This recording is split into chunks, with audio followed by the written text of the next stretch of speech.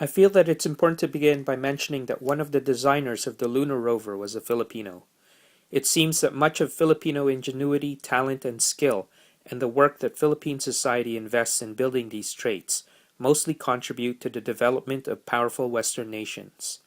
Meanwhile, in the late 1960s, while the United States was racing to beat communism to the moon and put the moon buggy to work, a crisis was brewing in one of America's most important and strategic neo-colonies in Southeast Asia. By the early 1970s, Philippine President Ferdinand Marcos was facing a major political crisis as the economy was on the verge of collapse. The value of the peso had dropped dramatically, while unemployment and poverty continued to rise. The Philippines was racking up huge foreign and domestic debts, but there just wasn't enough in the government's coffers to pay and still have enough to line the pockets of the Philippine ruling elite. It was in the face of growing social unrest manifesting itself into a protest movement of student and workers' strikes that Marcos declared martial law in the Philippines. It was also the period that Marcos instituted the labor export policy, a conscious effort to systematically ship off the country's growing unemployed into the world's labor market as a matter of government policy. Through this policy, the Philippine state possessed a pressure valve to lessen the fermenting social turmoil while gaining significant revenue to pay its debts through the billions remitted by overseas Filipino workers. During the same period, Quebec needed more healthcare professionals than it had available to the province, and was enticing foreign-trained nurses from the Caribbean and Southeast Asia to fill this need. So like many educated, skilled, and underemployed Filipinos at the time, my mother left us behind to work in Quebec as a nurse. After dropping her off at the Manila airport, I remember my younger brother looking up at an airplane ascending into the night sky and saying, "Mommy Moon." A year later, on our way to Montreal from the Philippines, my brothers and I had a once-in-a-lifetime experience while stuck in transit at Honolulu Airport. While chasing each other around in the lobby, we ran for cover into a crowd of people.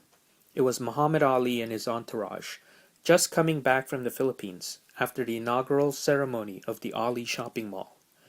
A gift from Ferdinand Marcos for the epic 1975 Thrilla in Manila fight between Ali and Joe Frazier. The whole show, from the boxing match to the inauguration of Ali Mall, was one of the many ways Marcos tried to keep the people distracted from the unbearable social conditions that fueled protest and dissent under his dictatorship. Back in Honolulu Airport, Muhammad Ali was looking down on us sternly and asked where we were headed. After hearing that we were on our way to reunite with our mother in Canada, he told us while pretending to shadowbox, "Well, don't let anybody bring you down. Float like a butterfly and sting like a bee." The family reunification was not as cute. My mother wanted desperately to hug her youngest, who was only 2 when she left the Philippines. But he didn't remember who she was, and so kept pushing her away while insisting that his real mother was on the moon. My family's experience is not unique. In fact, Filipino labor migration has been around for centuries. Its historical roots are anchored in colonialism. The Manila-Acapulco galleon trade, for instance, saw some of the first Filipino migrant laborers forced to work on ships as seafarers. The growing needs of foreign powers dictated the migration of Filipinos as cheap labor. It is a trend that stuck and became one of the hallmarks of the maldeveloped existence in Philippine society today.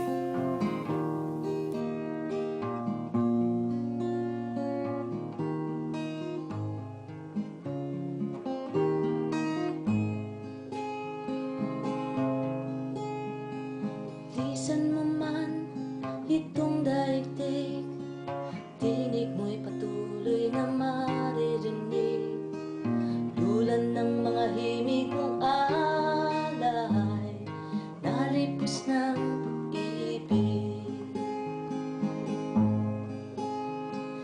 Ibig sa bayan, sa'yo'y nagluwa,